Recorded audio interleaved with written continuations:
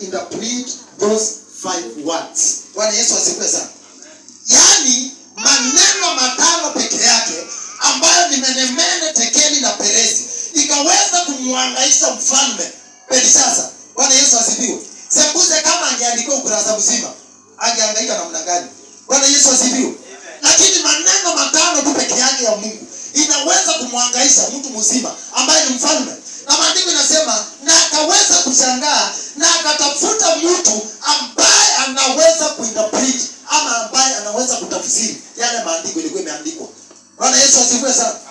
Na kitu ambacho inanitangaza, huyu ni mtu mzima. Na baada ya kutafuta mtu ambaye anaweza kuinterpret yale maandiko, kile mtu aliona wanganga. Aliona wanganga ndio wanaweza wakafanya hiyo kitu. Aliona wasomi ndio wanaweza wakatafsiri yale maandiko, menemene, tekeli na perezi. Bwana Yesu asifiwe. Yaani yeye hakuona Mungu kana kwamba anaweza kufanya hivi, bali aliona wanganga wa kienyeji, aliona watu ambao wamesoma, aliona watu ambao ni wangazi za juu ndio wanaweza wakatafsiri, lakini akasahau kuna Mungu. Bwana Yesu asifiwe sana. Kuna mambo mengine wapendwa haihitaji masomo, bali inahitaji neema ya Mungu. Bwana Yesu asifiwe sana. Kuna mambo mengine ambayo haihitaji masomo ya huku duniani, haihitaji wachawi wala wanganga, haihitaji waonaji. Bwana Yesu asifiwe. Bali ile kitu inahitaji neema ya Mungu. Bwana Yesu asifiwe sana. Maandiko inasema ya kwamba wanganga wakakuja. Bwana Yesu asifiwe. Wakajaribu kuangalia ile maandiko ilikuwa imeandikwa pale, wakamwambia mfalme, hii hatuwezi. Wale ambao walikuwa na heshima zaidi kama waonaji wakakuja nao wakajaribu kuangalia na wakaona kweli hapa hakuna chetu. Bwana Yesu asifiwe sana. Wale watu ambao hiyo time, wale watu ambao walikuwa na PhD wakakuja wakajaribu kusoma yale maandiko, lakini hakuna kitu walikuwa wanashika. Bwana Yesu asifiwe sana. Maandiko ya Mungu ama mambo ya Mungu inaweza ikaeleweka na mtu ambaye yako na neema. Bwana Yesu asifiwe sana. Haleluya. Wakaangalia ni nani ambaye anaweza kutafsiri yale maandiko. Kukakosekana. Bwana Yesu asifiwe sana. Na mfalme akawa akona wasiwasi mingi sana. Je, ni nani huyu mwenye ataweza kutafsiri yale maandiko? Bwana Yesu asifiwe sana. Haleluya. Mfalme akawa na wasiwasi mingi sana. Bwana Yesu asifiwe. Basi wakaingia kwenye hekima wote wa mfalme, lakini hawakuweza kuyasoma yale maandiko wala kumjulisha mfalme tafsiri yake. Bwana asifiwe. Watu wenye elimu sasa hivi tunasema ni maprofesa wakakuja that time wakajaribu kuangalia yale maandiko, hakuna kitu hawajui tafsiri yake. Bwana Yesu asifiwe sana. Hawajui imeandikwa na Kikongo, hawajui imeandikwa na Kibrania, hawajui wameandikwa namna gani. Bwana Yesu asifiwe sana. Haleluya. Basi mstari wa 10 nasema, basi Malkia kwa sababu ya maneno ya mfalme na ya wakuu wake akaingia katika nyumba ya karamu. Malkia akanena akasema, mfalme na uishi milele.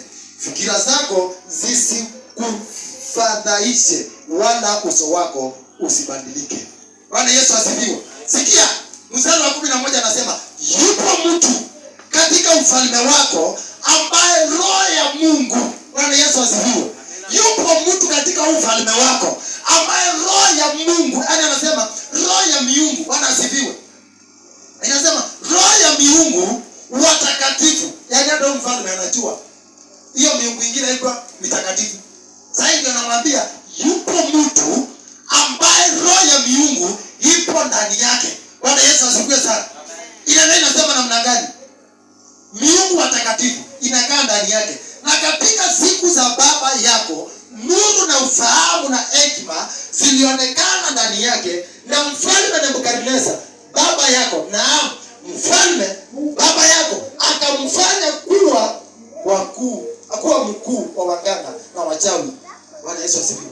Haposikia hii? Anamwambia kana kwamba yupo mtu ambaye baba yako Nebukadneza alimfanya kuwa mkuu wa wachawi. Bwana Yesu asifiwe sana. Kumbe sisi ni wakuu wa wachawi.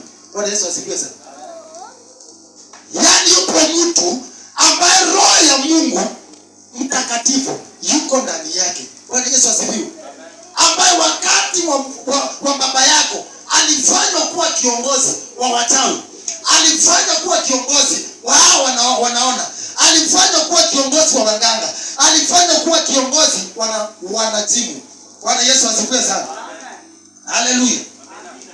Na kwa kuwa roho njema kupita kiasi na maarifa na ufahamu na uwezo wa kutafsiri mtoto na kufafanua maneno ya fumbo. Bwana Yesu asifiwe sana. Hiyo ni mstari wa 12. Ndipo Danieli akaletwa mbele ya mfalme. Bwana Yesu asifiwe sana. Haleluya. Kunasemekana yupo mtu ambaye roho ya miungu iko ndani yake. Bwana Yesu asifiwe. Je, kanisani kunaweza patikana mtu ambaye roho ya miungu mitakatifu iko ndani yake? Bwana Yesu asifiwe sana. Yupo mtu ambaye anaweza yani Mungu ako ndani yake. Bwana Yesu asifiwe sana. Wakati nilikuwa nasoma hii maandiko nilikuja kugundua kumbe unaweza kuwa na sifa za uzuri. Bwana Yesu asifiwe sana. Just imagine Danieli yeye amekaa mahali. Bwana asifiwe. Hata jui ni nini ambacho kinaendelea. Lakini sifa zake tayari zimeshafika kwa mfalme. Bwana Yesu asifiwe sana. Haleluya. Sifa zake za uzuri zishafika kwa mfalme. Na yule mtu mwenye anaongea ni Malkia. Anasema yupo mtu ambaye roho wa Mungu ako ndani yake, ambaye anaweza katafsiri ndoto, anaweza katafsiri haya maandiko ambayo imeandikwa katika ukuta. Bwana Yesu asifiwe sana. Haleluya. Kanisani kunaweza kukapatikana mtu kama huyu ambaye tunaweza tukajivunia na kusema roho ya Mungu mtakatifu yuko ndani yake. Bwana Yesu asifiwe sana. Haleluya. Je, wakati kama huu sifa zako ambazo zinaenea kule ni sifa za aina gani? Bwana Yesu asifiwe. Je, ni sifa kama za Danieli? Bwana Yesu asifiwe. Ama ni sifa za mchene? Bwana Yesu asifiwe. Ni sifa za nini ambao tunaweza tukasikia watu wengine wakiongea juu yako? Bwana Yesu asifiwe sana. Haleluya. Bwana Yesu asifiwe sana. Sifa za uzuri wa Danieli zilikuwa zimeenea kote tangu wakati wa mfalme Nebukadneza. Bwana asifiwe. Yaani wakati wa mfalme Nebukadneza sifa za Danieli ndio zilianza kuvuma. Bwana Yesu asifiwe sana. Na watu wakawa wanajua kuna mtu ambaye anaitwa Danieli. Haleluya. Na maandiko yanasema ya kwamba mstari wa 16. Lakini nimesikia habari zake kwamba waweza kuleta tafsiri. Bwana asifiwe. Sasa hapa Danieli ameletwa sasa. Mfalme anaongea naye anamwambia, nimesikia habari zako kwamba waweza kutafsiri na kufumbua mafumbo haya.